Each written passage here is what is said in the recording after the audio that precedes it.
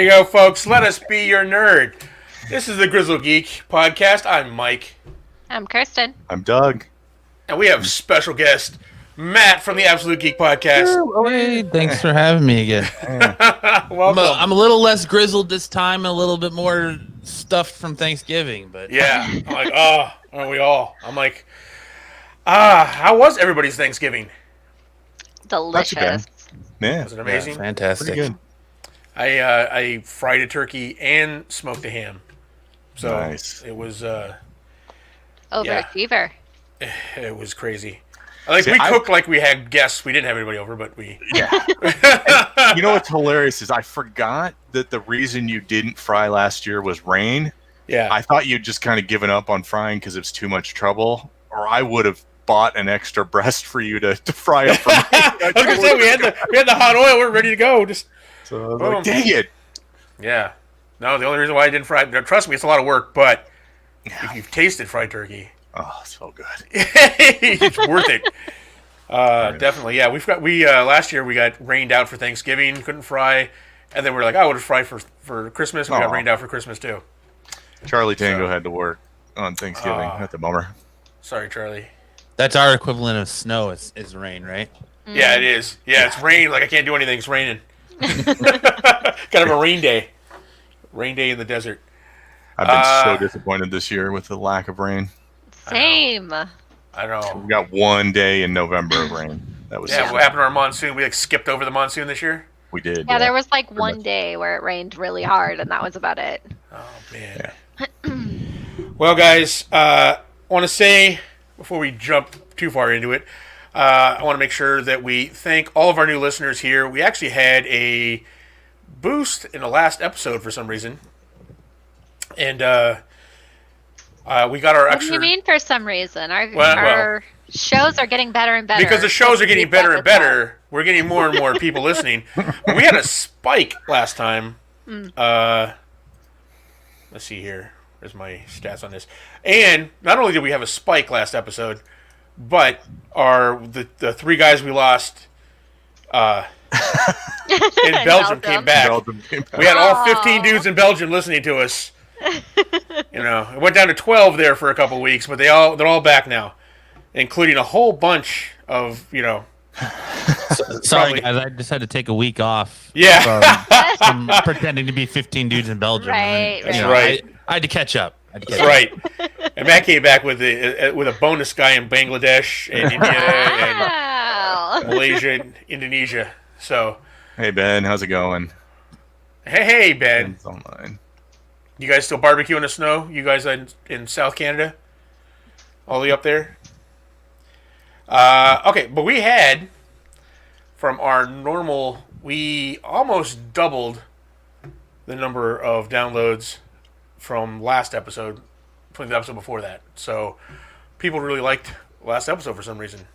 But hey, Good. let us Cool. know what you liked about it. We'll do it again. No. Yeah.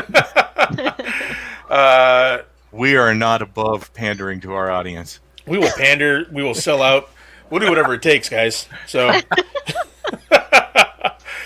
but thanks, guys. We really appreciate it. Welcome all you new listeners, and all you new listeners seem to be actually following our advice and coming over and checking us out on YouTube, because we're getting a lot more views on YouTube now. Not just our Ruby fans who are coming back. Now they're slowly but surely finding out we're back with the Ruby bit. We really appreciate those guys, but a lot of our other videos are getting watched. It's looking at the watch count, and it's going up quite a bit. So thanks, guys. That's just because we changed nights. It is. Big thank you to that, though. That's we just cleared space for you. cleared space on a Friday, They're Let like, us- oh, what are we gonna do now? making room for us. Or as you want to tell your listeners, you ganged up on me in a thumb wrestling war and took over our night. Huh? That's right. That's how we did it. That's how we roll over here in the premier Geek Friday Arizona podcast Time slot. time slot. That's how we roll. But yeah, guys, welcome.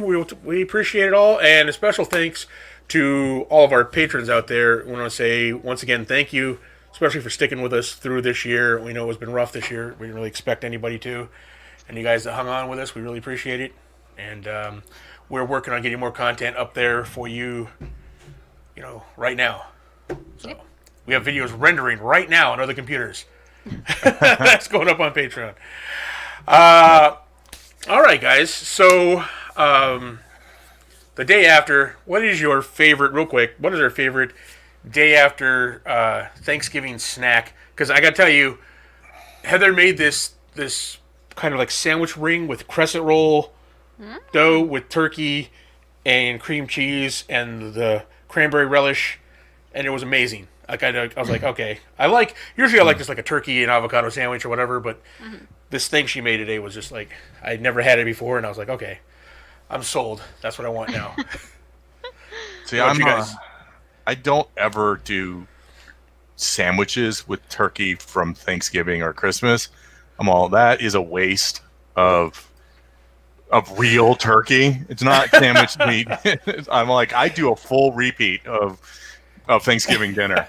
Like, give me the mashed potatoes, give me the gravy, give me the turkey. I actually made Brussels sprouts this time. Nice. Brussels sprouts cooked with bacon, so that was pretty darn good. What's we had? We had Brussels sprout casserole too. Yeah, I just Brussels sprouts, garlic, and bacon. I didn't do anything fancy like a casserole or anything. Nice. But yeah, it was really good. Sweet. Just Thanksgiving too. Just a repeat. Yeah. It's the way to do it. Yeah. All right, guys. This was the weirdest thing. I've been just doing store-bought pumpkin pie because I love pumpkin pie, and I was like craving it. So I've actually been eating it for the last couple of months. Every once in a while, I'm just like, I want a pumpkin pie. And I just have a few slices of pie. My mom made me a slice to take home, and holy cow, it was so different. You're like, I could taste the butter in the crust. There is so much more spice in the pumpkin filling. What is going on? What have I missed? Yeah. It was almost overload. Heather made a pumpkin pie this year too, and you can totally tell the difference because we usually get Costco pumpkin pie because it's good, right? We love Costco pumpkin pie, but now I was like, oh my god, this is so much better. And like the cranberry relish she made, because you made it with fresh cranberries, right? Instead of like the can. I'm like, oh, it's like the canned Jello stuff, but no, she actually made it, and I was like, oh, I don't know what it is. Like, we need to have more, nobody come over more often, because we're gonna eat like this. When everybody comes over, we're like, oh, okay, we got to get the store-bought stuff. Yeah. Because there's too many people, and it's just us. We're like, too many people. This is how we're going to eat when nobody comes around? We're going to shut our doors. Lock them up. That's right. All right. Let's get that news story, Mike. What, a news story? You're excited about it? Yeah, well, we'll see if it proves to be true. All right, guys. Kicking it off here. Oh, Charlie Tango. He had pie. Really? Yeah. That's his day after. Yeah, I understand it. I would. Hell yeah. You got to get that pie early before it disappears. You got multiple people in your house. I got kids. If I want a slice of pie, you got to get up early. Well, get that leftover pie. Matt, what do you do for day 2? Same thing as Doug. Have second Thanksgiving, and there's nothing quite like hating yourself 2 days in a row. Oh, for sure. Self-loathing times 2. Yeah, absolutely. I can't move. Oh, God. Yeah. Just lay on the couch. I'm like, where did I go wrong in my life? There's no question there. We know what it is. You're laying there and you're like, oh, this sucks so bad. I'm so full. And then the minute it starts to go away, you're like, I think I could do it again. You're ready to go. I think there might be desserts left. I should get some of those desserts I had yesterday. Those were really good.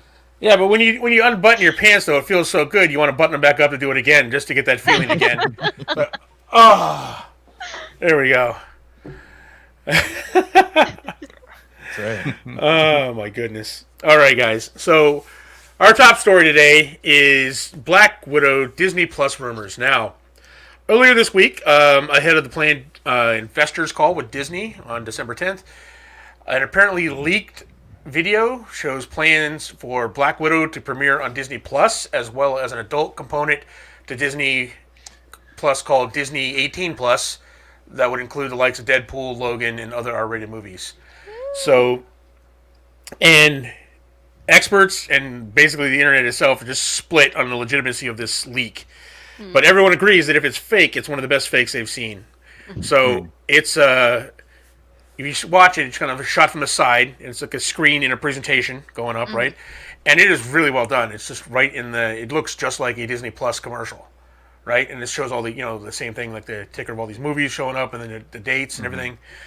So there are a couple things that people are calling it out as a fake for, and those are pretty much boiled down to just the dates. So there are two things on there that people are calling out. So the one of them is it lists the Kingsman, the Secret Service, which is an R-rated movie, premiered in March, when the Disney 18 Plus thing doesn't premiere until April, right? Okay. And the other one is Falcon and Winter Soldier. They have listed August instead of earlier there, which they're saying it's going to be spring or whatever. They haven't got a release date for it, but it shows August. But a lot of people are saying that this could be, because it's an early shot, the investor meeting's not till the 10th. This could be an early run when they had like place setting dates. And in the case of the Falcon and the Winter Soldier, since it was the same date as last year, it could have just been the footage from last year's in there. They haven't updated the date, the release date on it yet. So, but that's pretty much the only thing that people are pointing out. Like, hey, it looks fake. It doesn't look fake. It looks real. And in fact, Amazon Studios' former head of strategy, Matthew Ball, he believes it's real. And this is what he had to say about it. He says, been asked about this leaked Disney Plus trailer for Disney for the December 10th Investor Day. It feels real to me, though I get the skepticism. If true, it would be a huge value unlock for Disney, which is why it feels so real to me. It fixes the ARPU, engagement, theatrical plus, COVID. So as Ball added in his lengthy thread that the trailer might be a great fake or just for abroad where there's no Hulu, but it makes so much sense. More revenue, more subscribers, more engagement, simpler offering for Disney and viewers. Yep. So experts are saying that this is, this is a big play by Disney here. And it makes sense, right?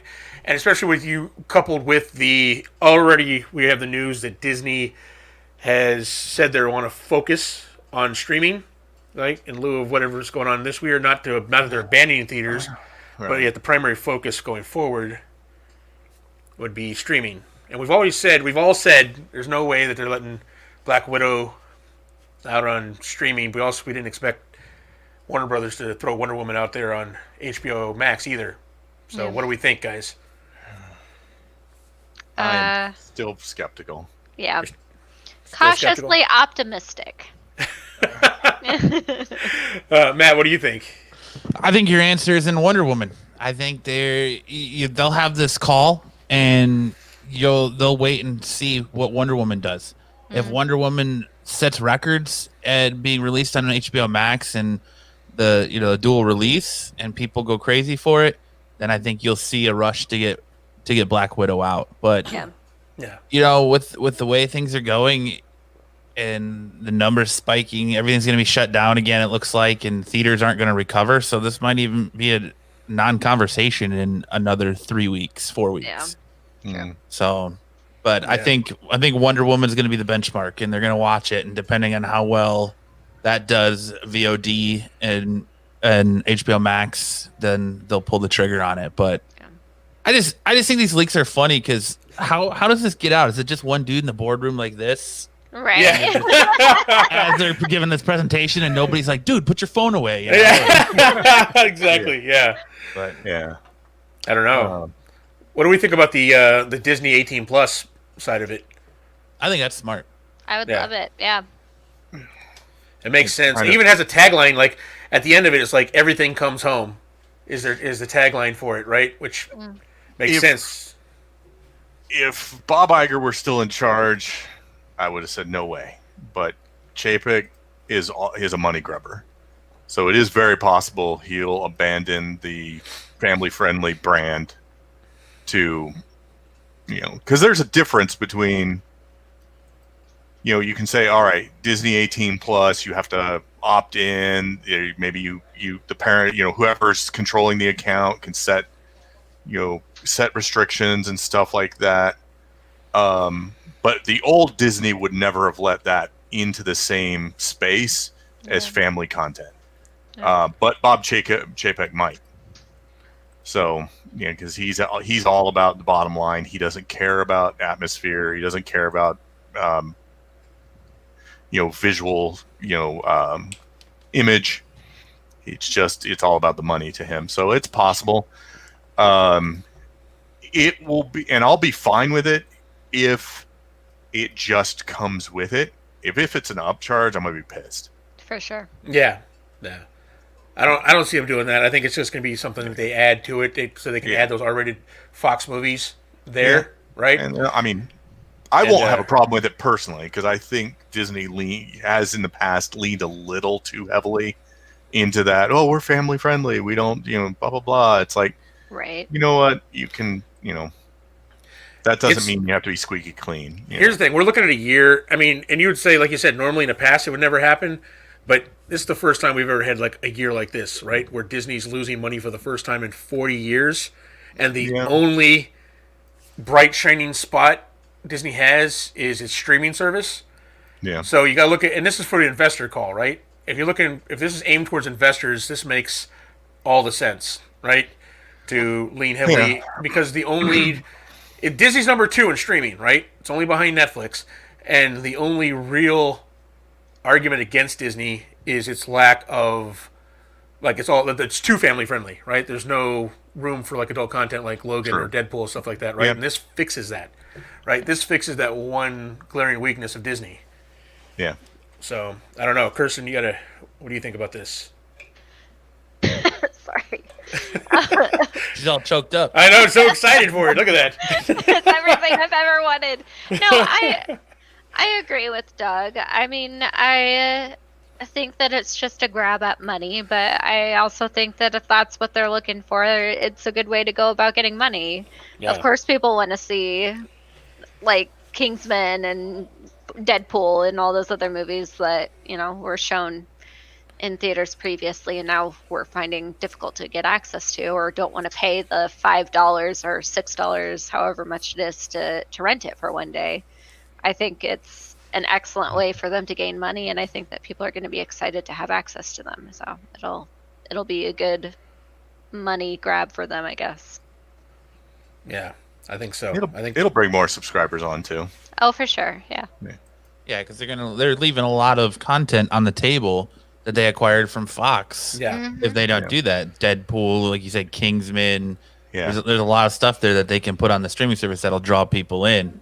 Yeah. Yeah, and I've always said in the leaving on the past that you've got Hulu to dump that stuff on, but then you have to share the money with other people. Yeah. Right. Even if Disney is the primary stockholder in Hulu right now, they're not the only one, so they don't want to share for those things. I agree. Charlie Tango, he agrees. Yes, he even said, too much content in the library to leave unavailable. Yeah, it makes right business sense, even if it's the whole Black Widow thing aside, the whole Disney 18 plus, and like I said, this could have been a promo reel before it's like ready to go out to the investors, right? Like somebody like they're in a room putting this together, which would make more sense. If it was one of the guys putting it together, it would make more sense of them filming it than, like Matt said, at a boardroom meeting with their phone out. You're like, why are you wearing your Google glasses in the middle of the meeting here? It's like, oh, no reason. No reason at all. Yeah. But yeah, I kind of agree with this Matthew Ball. It just makes too much business sense to. Yeah. Well, and these kind of leaks are often, official leaks to test the waters to see how people react to them. How do people feel about an 18 plus Disney and yeah. And if there's like huge outcry or tons of support or whatever, then hey, then they've got their answer. Yeah. If everybody's like, oh, this sucks, this is horrible, this is the worst thing ever, they can go, man, that wasn't real. Leak. It was some fake thing. That was What are something. you guys crying about? I don't get it. Oh my goodness. Yeah. All right. Yeah. So they purposely changed dates so they can have plausible deniability. Yeah, exactly. Oh, talking about this was fake the entire time. Yeah. Oh my goodness. I don't know. I'm hoping. I don't know.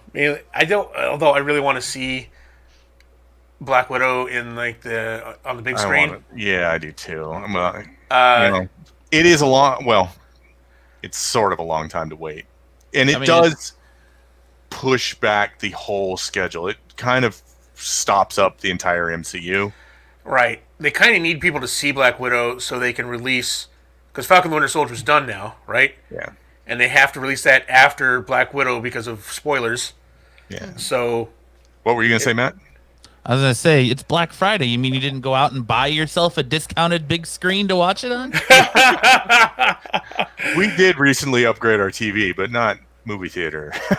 Yeah, but no, it's Get one of those it'll concave be giant okay. screens. But yeah, You got to sit the back of the room in order to see it. Get a 70-inch and sit very close, and you feel like you're there. yeah. You can feel like you showed up late to the theater every day, Yeah. every time. I'm in the front row.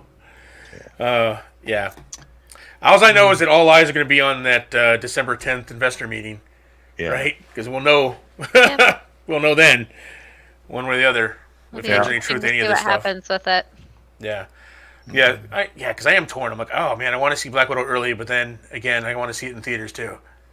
So Well, I mean, I've said it and I'll say it again. They should listen to you, Kirsten. All they have to do is just release it on video on demand and then come back whenever Rona's completely gone and just release it in theaters because everyone's going to want to see it in theaters anyway. I mean, it's great to be able to see it in your living room, but the living room's not the same experience as sitting down, having popcorn with your friends, and watching it together. I don't know, man. Our new president's threatening another lockdown. That could delay things. Well, Or just go to the theater and pay the $100 to rent out a theater all by yourself, and you can just sit there with your bucket of popcorn all by yourself and enjoy the movie on the big screen. Yeah, true. That is true. Like sit there and own the theater.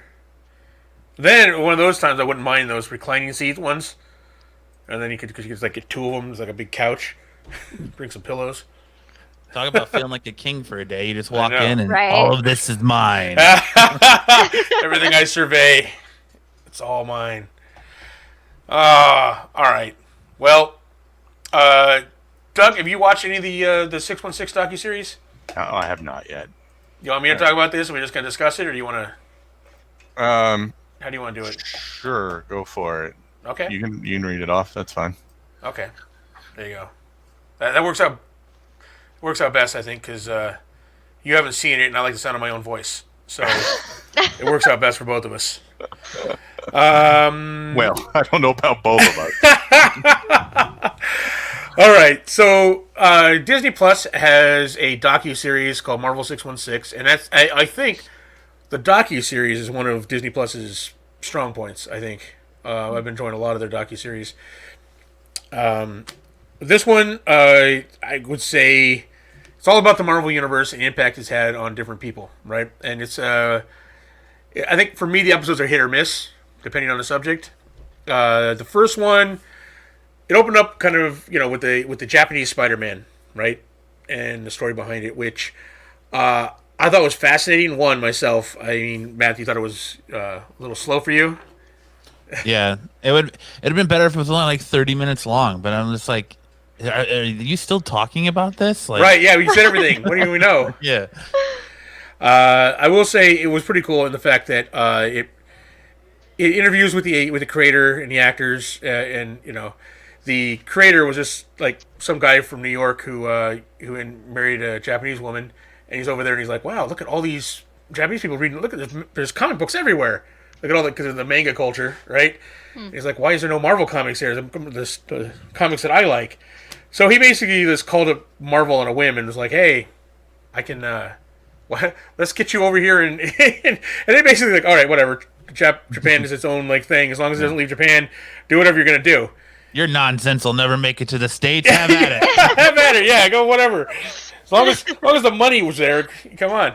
So he went out and did it, and they did this. They were like, "Why? What do the Japanese people like? They like giant robots, and they like, and transform and cool cars, and so the only mandate was he had to look like Spider-Man. He had to have Spider-Man's powers, and pretty much that is the only thing they kept.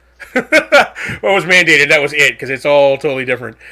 But it was amazing. I mean, like, it was done on a shoestring budget. And it was like one of those shows that it could not be made today because we're talking like some of the stuntmen who were like, there was no safety ropes, right? There was no safety nets. The very first episode, like most of it's like shot out of the city because it's too expensive to shoot in the city. But the first episode was in Tokyo. They shot in Tokyo, and they wanted a big stunt where he's climbing the Tower of Tokyo. And the day they showed up, the stuntman's like, "Yeah, get in costume. You're going to go climb the tower." He's like, "I'm going to what?" Yeah, and they basically had him. So that shot of him climbing the outside of the tower, that big curve up there, that's just him. That's a stuntman just climbing up in a Spider-Man suit. There's no safety net. There's no, guide wire. It's just some dude climbing up the side of the tower in a Spider-Man costume. So it was kind of crazy. They showed the one scene where he's like hanging, they're like in a car chase, and he's like hanging out the side of the door, and there's like no safety or anything. He's just like hanging on, or like him crawling in a building on upside down on a girder, just like hand over hand on a girder upside down with no net, nothing. And I'm like, that's crazy. But yeah. So anyway, this is the kind of show it is. I know. Showing you this kind of thing. But the whole reason I'm bringing this 616 docuseries, is the episode on the Marvel method, which I watched. I'm like, it's about comics. I want to check this out. And it's talking about the now defunct Marvel method. If you guys aren't familiar with what the Marvel method of writing comics is, nope. It's basically back in the day. It was started because they didn't have time to do all to write out, to script out entire issues because they were like printing so many a month at a time, and they had like one writer doing like 8 books or whatever.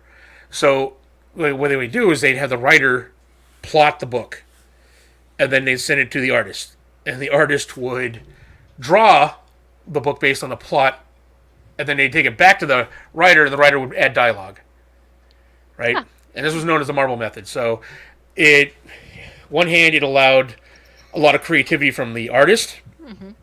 It's how we got stuff like the Silver Surfer, for instance. So like Kirby just threw the Silver Surfer in a panel, and he's like, well, "Who's this guy on a surfboard?" And he's like, "Oh, this big powerful guy, Galactus. He'd have some kind of herald announcing him, right?" And kids are into surfboards nowadays, so I just drew a guy on a surfboard, and that's how the Silver Surfer was created. Basically, just like Jack Kirby just drew a dude on a surfboard flying around. So the artists had a lot more creative input into the story. So it was more of a collaborative effort. They called this the Marvel method, and this is how Marvel wrote comics through 60s, 70s, and pretty much all the way up to like the Jim Shooter era, early 80s. And then now, excuse me, now no one uses the Marvel method, right? Because it's all fully scripted comics because they have the time, because it's no longer one writer writing 8 books. He's responsible for 1 book a month. So, maybe, a special project here and there. And the artists are only drawing 1 book a month, or, maybe special projects. But, so everyone's fully scripted, except for Dan Slott. Dan Slott is the only guy who's still writing with the Marvel method, because he refuses to write the normal way, to write a whole script, I guess. And this episode, I was like, okay, it's kind of interesting. But I was watching this, and this is produced by Disney, right, who owns Marvel. And the whole thing looks like a hit piece on Dan Slott, right? It's basically, it covers his, his writer's block. And basically, the whole episode chronicles him working on Iron Man 2020, which came out in January this year, I think. Basically, there was an old, in the 80s, they did Iron Man 2020 because it was like the way off in the future 2020. And so they had this Iron Man, he had these big gears on his shoulders or whatever. And he was like Tony Stark's brother, I think, Arnhem Stark or something like that. Anyway, they decided because it's 2020, they were going to update the story and run a special story, and Dan Slott was going to write it. But so this chronicles, the whole docuseries chronicles that from start to finish of issue 1. And it's basically, it shows his inability to meet deadlines. His need for his artist Peter Woods to like bail him out, because basically he gave him very like bare bones plot, and Peter Woods had to pretty interpret this, right, and figure out and draw. He figured out what the bad guys looked like, what the big bad guy was, and the whole bit. You're like watching this, and even it has interviews with Tom Barut, his editor, right, who's been there forever, and he shows his frustrations with Dan. And they try and play it up kind of comically. Like, he's all like, yeah, when we talk, we use the word work loosely when we're talking about Dan, And this is his editor, right? Right. And and he can't even finish it on time, so they have to bring in a co-writer. So this Christoph Gage comes in and helps him write. And basically, the guy interviewing him, he's like, yeah, I have to come in and I script a lot of Dan's stuff, because he doesn't have time to do it. And I'm like, like, what does this guy do, really? Because I can come up with, like, outlines. I could write the Marvel way. Big story, like, I don't know. There's a bad guy, and they fight in the city, and... Yeah, because he's like, oh, there's an existential mechanical terror, right?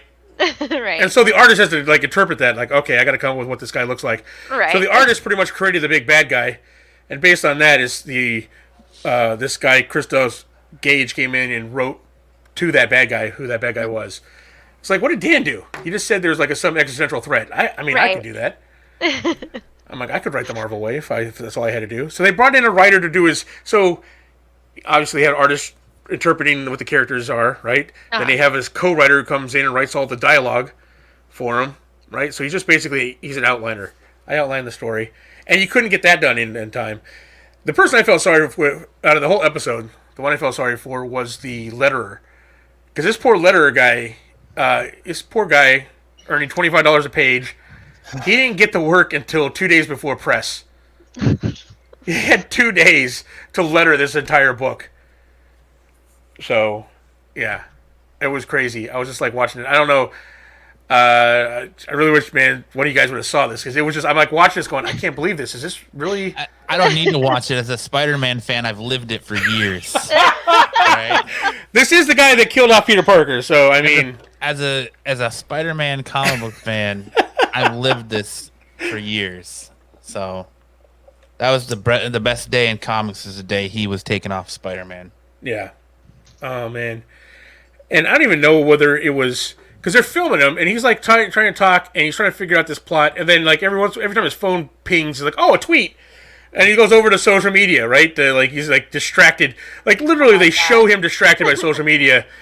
I don't know, it was just like, literally it was filmed like, and they kind of played it up for, like, oh, isn't this funny that this guy can't do any of this stuff?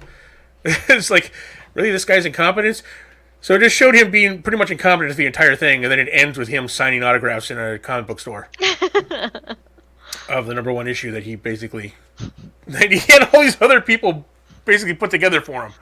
So basically, the episode is, look how little he does, look how bad he works his things, and also see how the glory he gets. Yeah! That's pretty much it. The artist wasn't there signing. The guy who actually wrote the dialogue wasn't there. It was just Dan Slott signing autographs, and Wow. I was all like, I grew up with Dan Slott. I love Dan Slott. I'm like, really?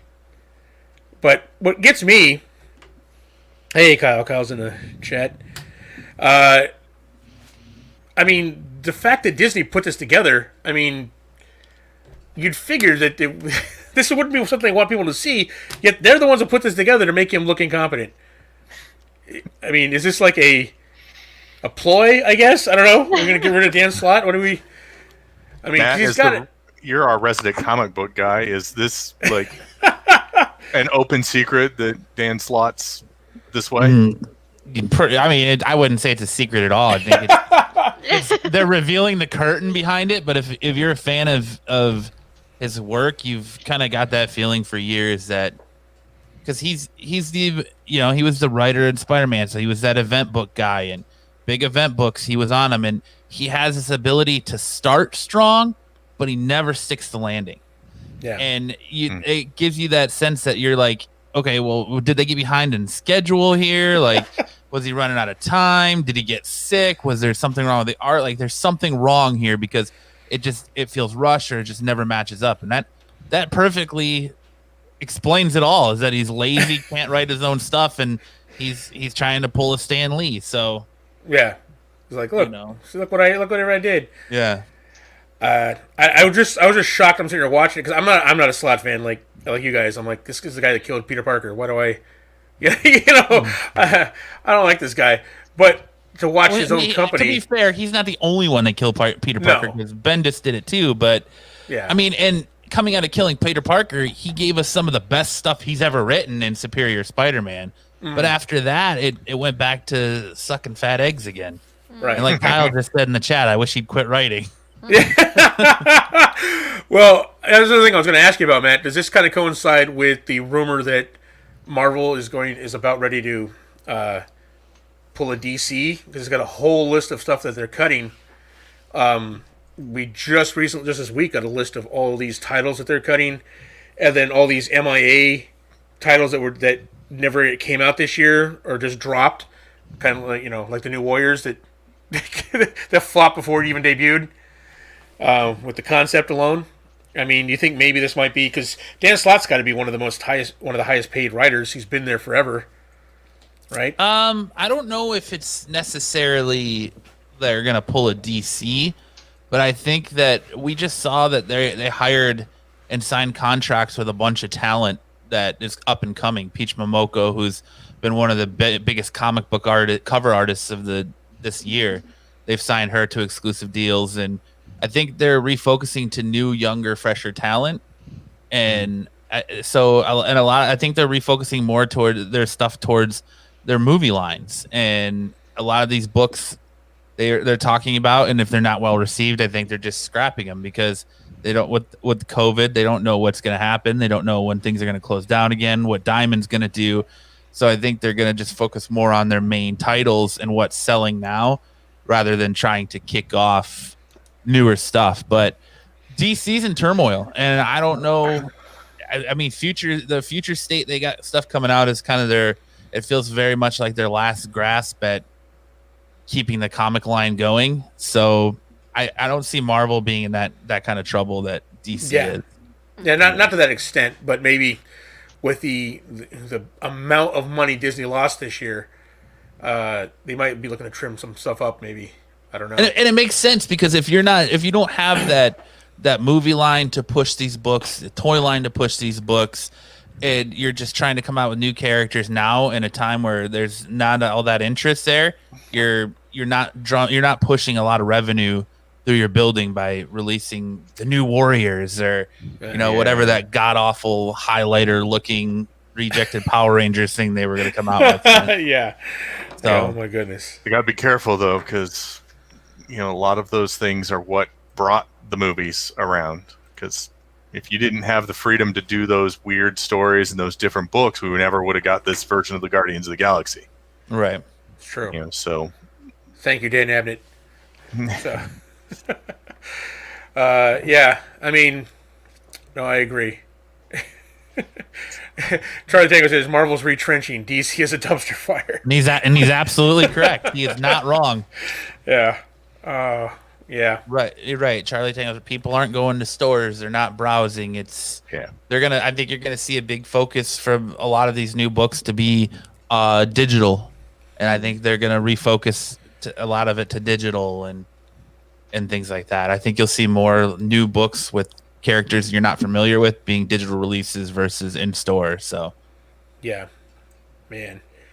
Well, if they came out with like a reasonable subscription for digital comics, then I would be willing to try, to read more than I currently do. Because I'm not paying $5 a book.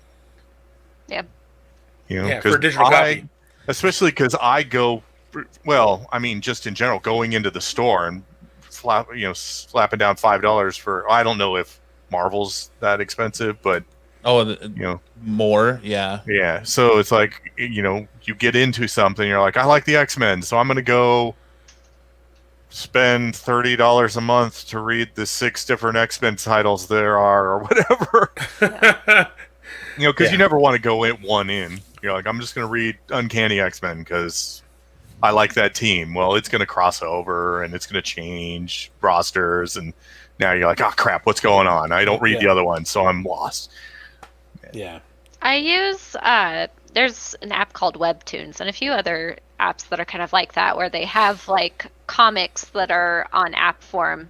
And what they do is they offer like the first 3 episodes for free, or the first 3 like pages for free, and then you can pay tokens to have access to the rest of the story, or to have access to like the next sheet or something like that. Like, I would be interesting to see something like that, but on a cheaper scale. So maybe it isn't as expensive, but you still kind of get to read the first bit of a story to find out if it's something you're interested in, and then continue to go on throughout the rest of the story if you're interested. Yeah, there's all kinds of websites out there that you can go out and read comics on, and find the digital version of comics for free that I won't name here, because I know that the reputable fans of the Grizzled Geek would never ever pirate or torrent any sort of, or any kind of activities such as that. But you can find ways around subscription fees. Yeah. See, I wouldn't mind if Disney Plus did something where like they added for an extra $3 or whatever a month.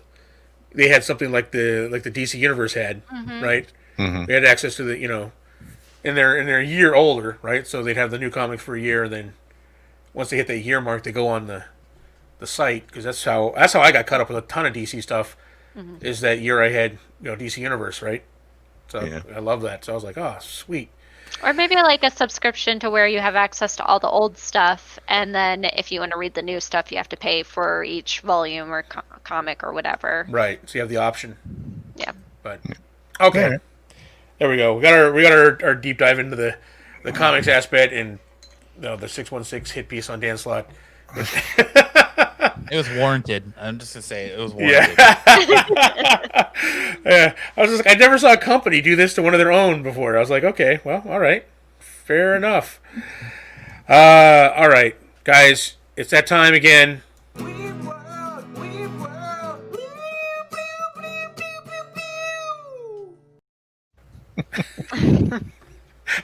I try to keep a straight face every time. I'm like, okay, yeah. All right, Kirsten, it's Weeb World time. What is happening? Good news. It makes my heart warm. So Digimon came out with the most recent movie, which is continuing the storyline of the very original Digi Destined. And the movie is called Digi Adventures Last Evolution Kizuna, and it is tearing through the box offices in China. Despite COVID shutdowns, when the movie released in Japan, it was a smash hit and got over 300 million yen, which would be about 3 million USD, I think. However, it hit the equivalent of 1.2 billion yen in the first 5 days of in China, and 1.96 billion in 10 days. So It's doing extremely well. It's like 10 times better in China than Japan. Yeah. Wow. And that's with the the kind of the shutdowns, which are sporadic in China. Right. But yeah, I'd say that's not bad for a Digimon movie, I guess. And I mean, it's the original one. Like, of course, people are gonna see it. I'm gonna go see it. Like, I mean, maybe not in theaters, but I'll find. we'll find a way out. Yeah, we'll find ways. But this is the story that we've been waiting for since like the beginning, like the very beginning, for anyone who's been watching Digimon for a while. So Nice. So is that a surprise that it did that well? not at all. Not at all. Really? The first Digimon movie and even the second Digimon movie, like of the first Digidestin when it first came out, did incredibly well.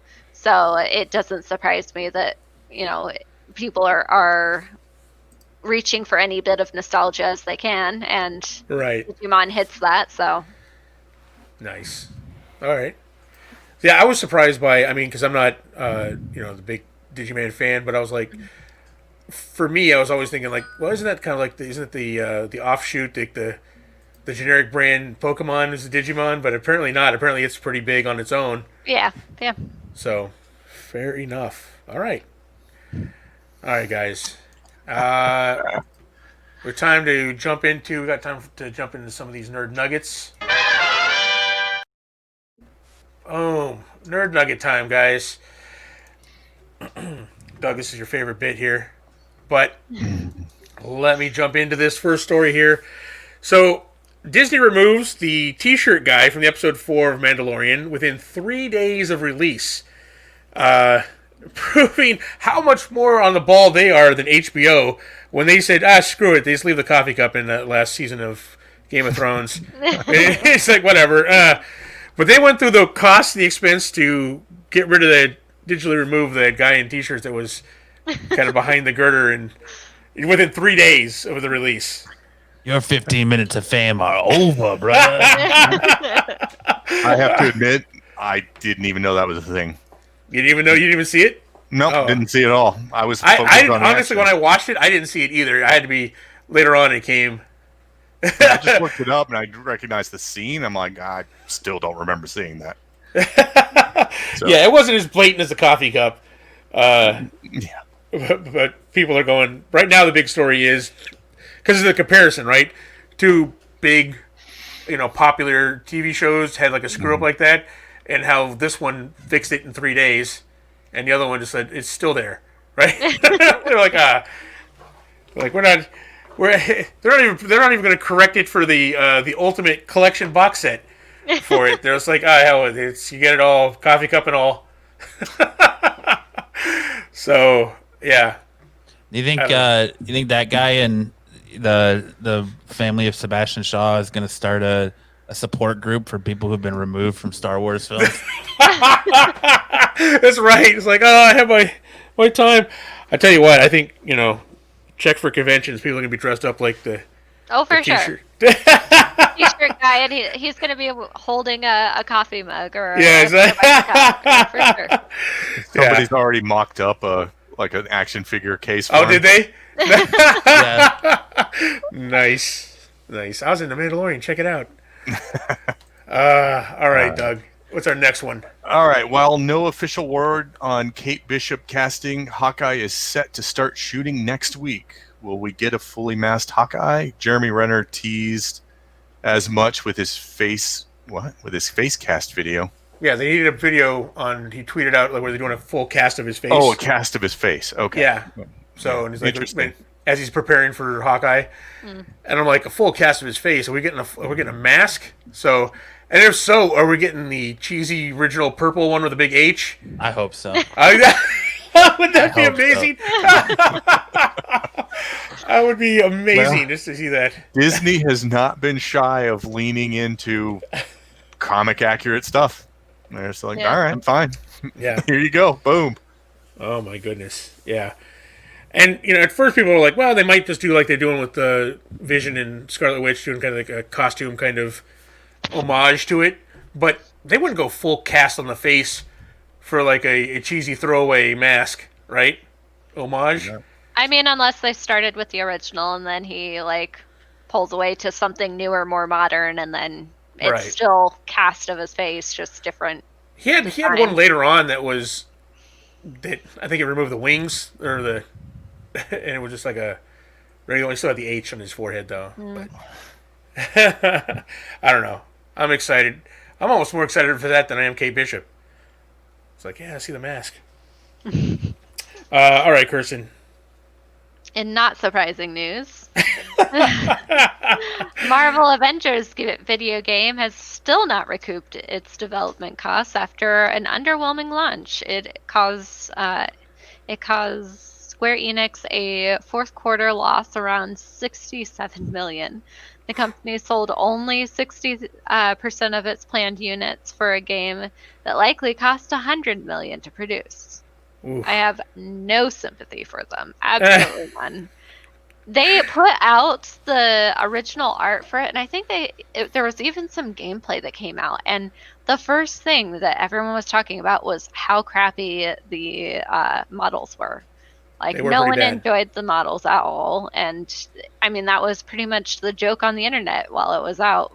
So they had the chance to fix it, and they didn't.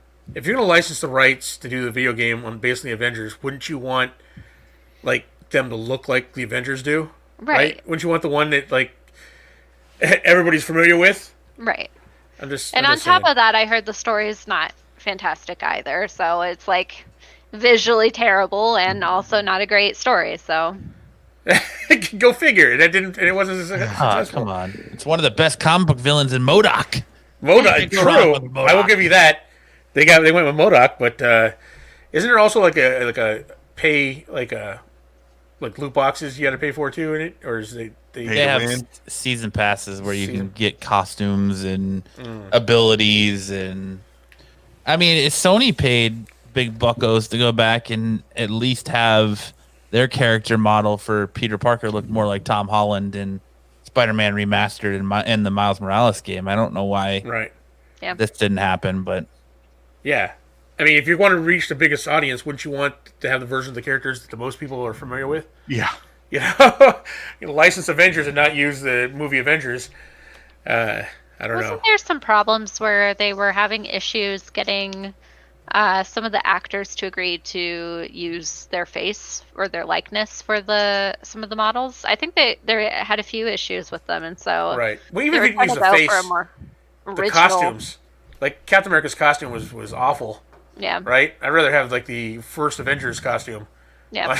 Captain America costume. you could get it close and make it where he looks like Chris Evans is like second cousin or something. Right. Right, yeah. That's close enough, you know. Yeah, at least have the costume look right, you know. But yeah. Oh well. Yeah. All right. And next story in my abusive relationship I have with HBO's Titans. It's like, they didn't mean to do that to me. I'm sure it was an accident. I want to go back for some more. They showed a sneak peek. Also, you're saying it's like that your love for that is like Thanksgiving. It is. The way It's like, oh, makes me feel, but I should go back for some more. I should go back for some more. Exactly. No, it's not their How full fault. I am, but I'll go back for some more. Once the bruises heal, I go back for another round of Yeah. Titans. They showed a sneak peek of Starfire's new costume, which actually doesn't look bad. So it only took Better. 3 seasons for them to finally, get rid of that hooker look. Yeah, right? Better than the hooker outfit. Yeah, I'm like, problem is it's too late to fix that character though, right? Because that's not Starfire. That's somebody else. Like, say what you want, but character-wise, anyone who is a Teen Titans fan, right, or even a fan of the comics who knows Starfire, knows that character is completely different from Starfire. I like that series, not for the Titans. It's like for all the Titan-adjacent characters, right? Yeah. I mean, I like Hawk and Dove in it. I like Donna Troy. I like Dick Grayson. I've grown to like Dick Grayson in that series. It's just that, and I really don't like Raven and Starfire, who are probably the 2 biggest of the Titans, right? The most popular of the characters. I mean, you like the character to kill off in season 2, huh? Right. Oh. Exactly. Yes. My favorite character killed off in season 2. So now I'm like, oh, this is coming up. I'm like, am I going back for round 3? Like, we'll see. That's your Sunday after, or your Saturday after Thanksgiving, where it's round 3 and you're just like, oh man, Right. Yeah, it's like, turkey, and you're just like, you burp and you just get that taste of turkey, and you're like, I don't know if I want it anymore. but it's right there. It's waiting for me. I gotta. Still right there. All right, Doug. All right, the Bad Batch Clone Wars spinoff is set to stream early next year, and now it looks like there will be an appearance by Bo-Katan, which that's cool. So right after her live debut, she's going back to animated. Yeah. So this takes place between Clone Wars and Rebels, right? Yeah, I think so. This Bad Batch series. Okay. Yep. I will be. I'm interested. I was not necessarily like super big fans of the Bad Batch, but they weren't bad either. They just were like, oh, okay, look, it's it's Rambo, and although it's actually more along the lines of what was what was that movie with Charlie Sheen that was like kind of the Hot Shots? Hot Hot Shots. Shots. It's his Rambo version. Yeah. Because the main character looks like Charlie Sheen, as Rambo, He like does. the leader. Uh, So, hey. yeah. But I mean, otherwise, it's fine. I'm kind of cool. I'm kind of interested in seeing what happens with the clone they rescue, whose name escapes me right now. I know what you're talking Was about. it five? Was it fives? No, it wasn't fives. Maybe it 6? was. I don't remember. Fives. It was fives. It was fives. You're right. Okay. All right. Bad Batch. So you, I don't know, Matt. What do you think? Are you a fan? Yeah, I'm excited for it. Nice. I mean, of course, having Bo-Katan in it makes sense. Yeah. Absolutely. Yeah. And anytime I can see Bo-Katan, I'm happy about that. All right, Kirsten, what do we got next? Well, Oh, it's today. Sorry, it's Echo. Is it Echo? Echo's who they say. Okay. So sorry. Go ahead, Kirsten. Okay. Today you'll have the ability to get the new Funko Pop 2-piece called I Love You 3000, featuring Morgan Stark and a hologram of Tony Stark. The limited edition retails for about $24.99 and is a must-have for Funko Pop collectors and fans of Endgame as the highest-grossing movie of all time. Yeah. It's It kind of like actually his. looks pretty cool. Yeah. It does. It's him. He's like sitting on the chair backwards. It's his hologram while he's giving his eulogy, his own eulogy, Yeah. or will, or whatever he's doing. And it's got Morgan Stark with, The Iron Man helmet on, yeah, or the mom. not the rescue You got the rescue, rescue helmet on, yeah. Yeah.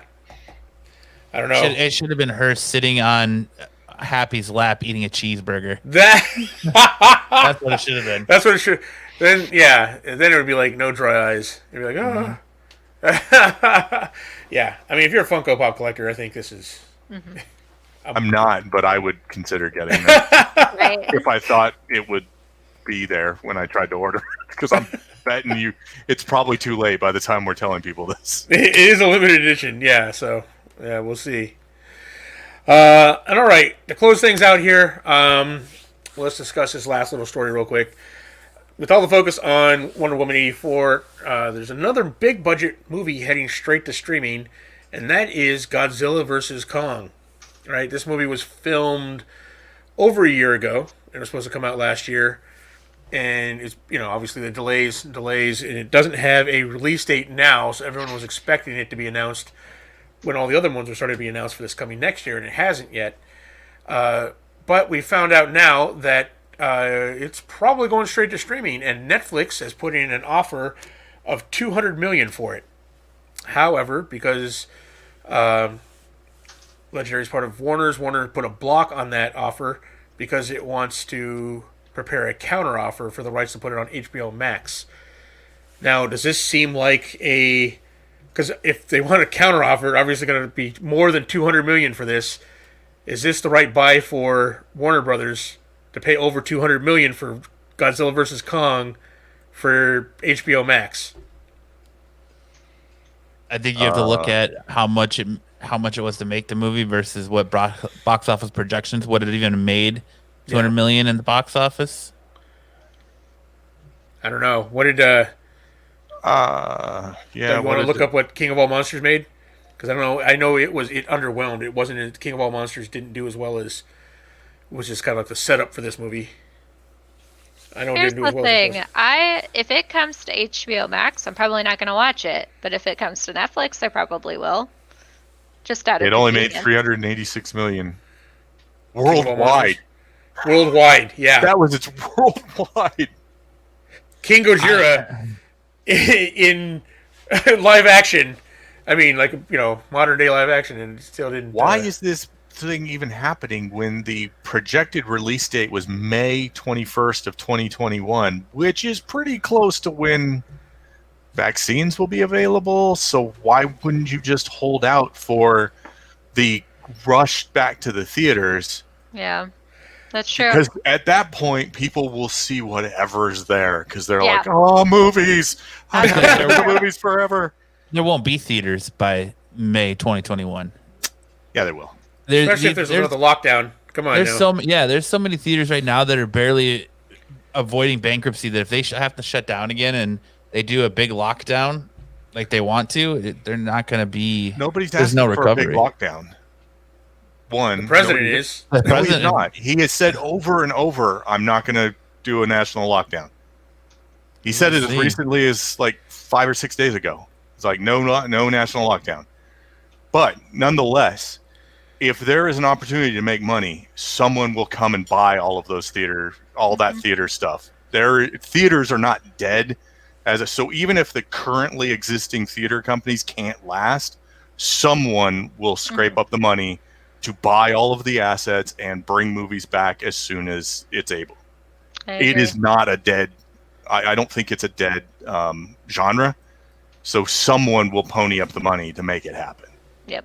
And All I bring it know back. is that if the last Godzilla movie with 5 monsters in it made 300 million worldwide, I'm not saying this. the is new a one good- with 2 monsters in it should take that money and run if Well- they get offered over 200 million for it. Yeah. Well, I mean, the likelihood is that's less than production cost. And Godzilla versus a bunch of monsters that nobody under the age of 40 has ever heard of is different than Godzilla versus King Kong, the 2 most famous monsters of all time. Sure. Fair enough. Big monsters of all time. So that's different. So if I were them, I'd hold out for at least 400 million because the last one made 387 million. I think when things come back, you're going to just see people just screaming for whatever they can get on the screen. Yeah. And if nobody's been able to make movies, it's the ones that have been sitting here done waiting for a date that are going to get on the screen right away. Yeah. Yeah. But I think Warner Brothers is in the better position to pick it up because Netflix isn't gonna they do put out movies on the big screen, so I guess they could afterwards, but they probably won't. Yeah.